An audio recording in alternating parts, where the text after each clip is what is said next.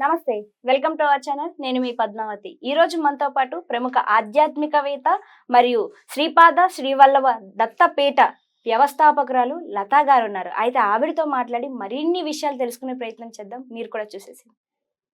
నమస్కారం అమ్మా. నమస్తే. మిమ్మల్ని కలవడం చాలా సంతోషంగా ఉంది. నాకు కూడా పద్మావతి. మేడం, యాక్చువల్‌గా ఈ మధ్య కాలంలో మనం వింటూ ఉన్నాం. మనకి ఎంతో బోధన ఆధ్యాత్మికంగా కావచ్చు, మనకి సాంప్రదాయాల పద్ధతుల్లో కావచ్చు, మనకు బోధన ఇచ్చే ఎంతో మంది గురువుల గురించి ఇప్పుడు ఎక్కువ రూమర్స్ బయటకొస్తున్నాయి. అందులో మొదటిగా గరికపాటి గారు. ఆయన గురించి మనం తలుచుకుంటే ఎప్పుడు కూడా ఒక చక్కటి చిరునవ్వు, హాస్యాస్పదంగా మాట్లాడే ఆ విధానం మనకు గుర్తొస్తుంది.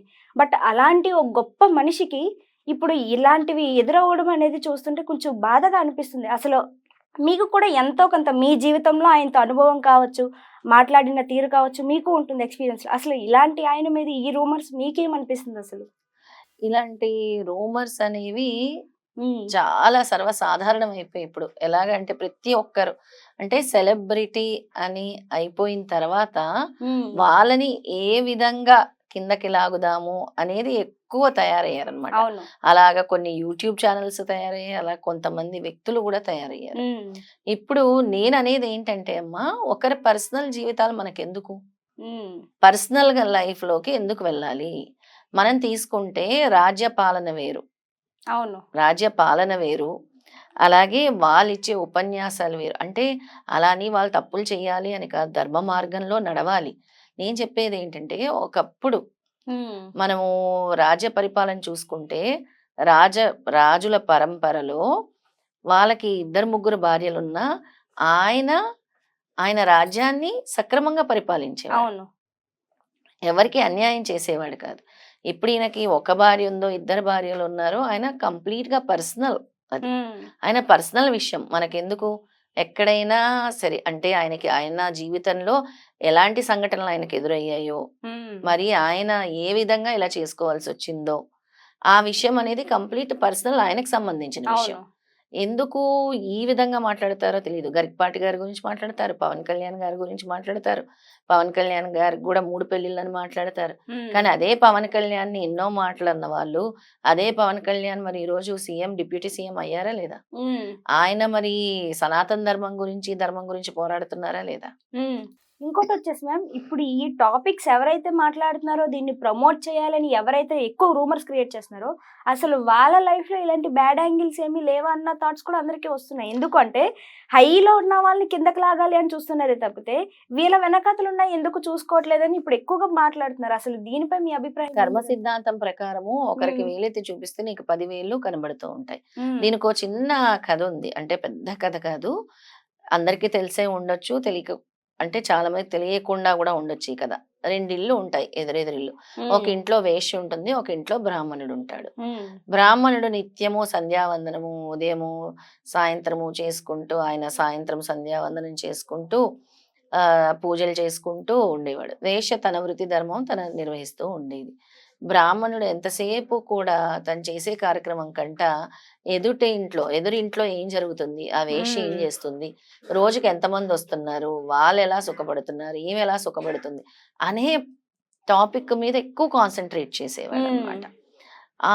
చాలా అలాగా అంటే ఈయన పూజ మీద శ్రద్ధంతా గూడా ఆమె మీద ఎక్కువ పెడుతూ ఉండేవాడు. అంటే చూస్తూ ఉండేవాడు. తర్వాత ఒకరోజు పిడుగు పడుతుంది. పిడుగు పడి ఇద్దరిల్లు కాలిపోతాయి. హుహు. ఈ బ్రాహ్మణుడి దగ్గరికి యమదూతలొస్తారు. వేశ్య దగ్గరికి శివదూతలొస్తారు. అదేంటి? పూజలు చేసింది ఈయన, పుణ్య కార్యక్రమాలు చేసింది ఈయన. మరి ఈయన దగ్గరికే కదా స్వర్గం అనేది రావాలి. ఆ! హ్మ్. అదే చెప్తున్నాను. పుణ్య కార్యక్రమాలు చేశారు అని నువ్వనుకుంటున్నావు. హ్మ్. ఆయన పుణ్యం ఎలా పోయింది అనంటే, హ్మ్. ఆయన చేసే భక్తి శ్రద్ధల కంట ఎదురింట్లో జరుగుతున్న దాన్ని ఆవిడ యొక్క కర్మని ఈయన తీసుకుంటున్నాడు. అంటే హ్మ్. ఎంతసేపు గూడా ఆ ధ్యాస. ఈమె ఎవరితో పడుకుంటుంది, అది ఇక్కడ దరిద్రం, అది ఇక్కడ ఇలా చేస్తోంది అని హ్మ్. ఆవిడని దూషిస్తూ, లేదా ఎవరొస్తున్నారు, నేనిలా చేయలేకపోతున్నాను అనే ఆలోచన గూడా ఆయన లోపల భావం కూడా హ్మ్. ఉండి, ఆవిడ యొక్క కర్మని ఈయన తీసుకున్నాడు. పుణ్య కార్యక్రమం ఎక్కడుంది?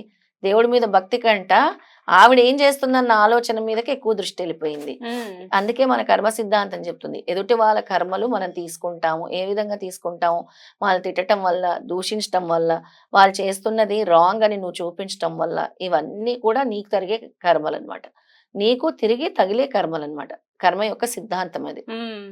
ఆ విధంగా ఆయన చూసి ఆయన అడుగుతాడు యమదూతని, ఏమిటి నువ్వు అడిగినట్టు ఇప్పుడు నన్ను అడిగావు కదమ్మా, ఎందుకు ఆయన మరి పుణ్య కార్యక్రమాలు చేశారు, ఆయన దగ్గర కదా శివదూతలు రావాలి, యమదూతలు ఎందుకు వచ్చారు అని యమదూతలను అడుగుతాడు. అప్పుడు నీకు భక్తి లేదురా, ఎంతసేపు ఆమె ఏం చేస్తుంది, ఆమెను ఎలా కించపరచాలి అని ఆలోచించావు.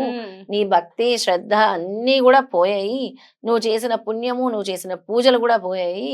మాకు యమ ఆజ్ఞ నిన్ను లాక్కు రమ్మని, నువ్వు శిక్షించమని. ఆవిడ యొక్క మరి ఆవిడకి ఏంటి అని అడుగుతాడు. ఆవిడ తన వృత్తి ధర్మం చేసింది, ఎవరిని అన్యాయం చేయలేదు, మోసం చేయలేదు, నువ్వేం చేస్తున్నావో చూడలేదు, ఎవరిని దూషించలేదు. తన వృత్తి ధర్మం తను చేసింది. ఎవరైనా వస్తే తన వృత్తి తను నిర్వహించింది, తను ఎవరిని బలవంతం చేయలేదు అక్కడ అని. ఆ విధంగా ఇది ఒక కథ మనకి, మన శాస్త్రం చెప్తున్న కథ. అలాగా ఎదుటి వాళ్ళ యొక్క కర్మలు తీసుకుంటానికే చాలా మంది తయారయ్యారు. ఇప్పుడు వీళ్ళందరూ ఏం చేస్తున్నారు అనే దానికంట వాళ్ళ నుంచి మనం ఏం నేర్చుకున్నాం, ప్రతి ఒక్కరిలో ఒక పాజిటివ్ నెగిటివ్ ఉంటుంది. అందరూ పాజిటివ్ అయిపోతే దేవతలు అయిపోతారు కదా, మనుషులు ఎందుకు అవుతారు? మనుషుల యొక్క కర్మను అనుభవించాలి కదా. అన్ని పర్ఫెక్ట్ గా ఉంటే ఇంకా అంతకు మించి దేవతలనే అనాలి. మనుషులుగా ఎందుకు జన్మిస్తారు? జన్మించిన వాళ్ళందరూ మనుషులుగా జన్మించారు కాబట్టి వాళ్ళ పాపకర్మలు ఉంటాయి, వాళ్ళు అనుభవించాల్సినవి ఉంటాయి, వాళ్ళ జీవితంలో గ్రహ ప్రభావాలు ఉంటాయి, వాళ్ళు చేసుకునే పెళ్ళిళ్ళు అవ్వచ్చు, వాళ్ళు ఎన్నుకున్న మార్గాలు అవ్వచ్చు, అవన్నీ కూడా అదంతా కూడా భగవంతుడు నిర్ణయించిన దాని ప్రకారం జరుగుతాయి. ఇప్పుడు దాన్నే ఏలెత్తి చూపించేసి, సరే నువ్వు ఇన్ని ఉపన్యాసాలు ఇస్తున్నావు కదా, ఇన్ని చేసావు కదా, ఇప్పుడు నువ్వు ఈ పెళ్లి చేసుకోవడం రాంగ్ అని చెప్పడానికి మనం ఎవరమే? గతంలో జరిగిన సంఘటనలు ఎందుకు తవ్వాలి? పాస్ట్ లో జరిగిన సంఘటనలు ఎందుకు తవ్వాలి? ఇప్పుడు కాదు కదా ఏం తీసుకుని, గతంలో జరిగినది మళ్ళీ ఎందుకు తీసుకురావాలి అని నేను అంటాను అనమాట. నేను అనేది ఏంటంటే అందరికి కూడా ఒక్కటే చెప్తాను, మనము ఒకరి పర్సనల్ జీవితాల్లో తొంగి చూడొద్దు. వాళ్ళేంటి, వాళ్ళ దగ్గర నుంచి ఏం తీసుకోవాలో అది తీసుకుని, నచ్చకపోతే ఊరుకో. నువ్వు అది తీసుకోవాలని కూడా లేదు. నీకు ఆయన ఉపన్యాసాలు నచ్చలేదు, ఆయన ఎటకారంగా మాట్లాడుతున్నారు అనుకుంటున్నావు, ఆయన తప్పు చేశారు అనుకుంటున్నావు, అవాయిడ్ చేయి అంతే. దాని గురించి మాట్లాడొద్దు, దాని గురించి ఏలైతే చూపించొద్దు, దాన్ని హైలైట్ చెయ్యొద్దు, అసలు మాట్లాడాల్సిన అవసరం లేదని అంటాను. ఆ యొక్క కర్మ మీరందరూ స్వీకరిస్తున్నారు అని తెలియజేస్తాను. నిజంగా మేడం మీరు చెప్పింది కరెక్టే. మేము కూడా గతంలోని ఆయన గురించి మాట్లాడాం. యాక్చువల్గా గరికిపాటి గారి గురించి మేము ఎందుకని తప్పుడు ప్రచారాలు చేస్తున్నారు అంటూ మాట్లాడింది కూడా తప్పుగా పోర్ట్రేట్ చేసుకుని అర్థం చేసుకుంటున్నారు. వాస్తవానికి ఎవరి జ్ఞానానికి తగ్గట్టుగా వాళ్ళకున్న విలువ ఎప్పటికీ వాళ్ళకు ఉంటుంది. గరికిపాటి గారికి ఉన్న జ్ఞానానికి మనం ఇచ్చే విలువ ఎంతండి? ఏదో గతాన్ని తవ్వి ఇప్పుడు అంతా ఇప్పుడు మనం విలువ ఇచ్చినా ఇవ్వకపోయినా ఆయనకు సంబంధం లేదు, ఎవరికి సంబంధం లేదు. మీరు మాట్లాడుకుంటున్నారు అనవసరంగా, మీరు పోర్ట్రేట్ చేసుకుంటున్నారు, లేదంటే మీ ఛానల్లో వ్యూల కోసం మీరు తప్పుగా ఆయన గురించి వీడియోలు అప్లోడ్ చేసుకుంటున్నారు, డిలీట్ చేసుకుంటున్నారు. ఇవన్నీ కూడా చేసుకుంటున్నారు. ఇవన్నీ అనవసరము.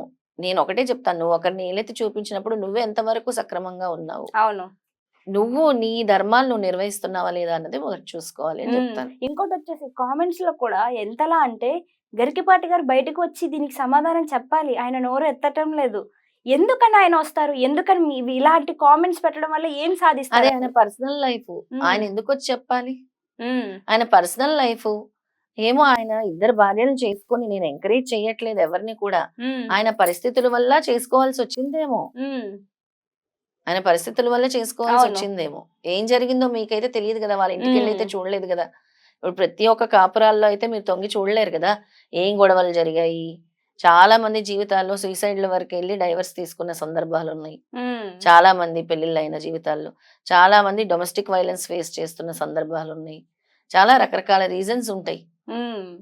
మనం ఎలాగా దీన్ని హైలైట్ చేసి వచ్చి సమాధానాలు చెప్పాలని, నీకేం రైట్ ఉంది ఒకరి పర్సనల్ జీవితం గురించి?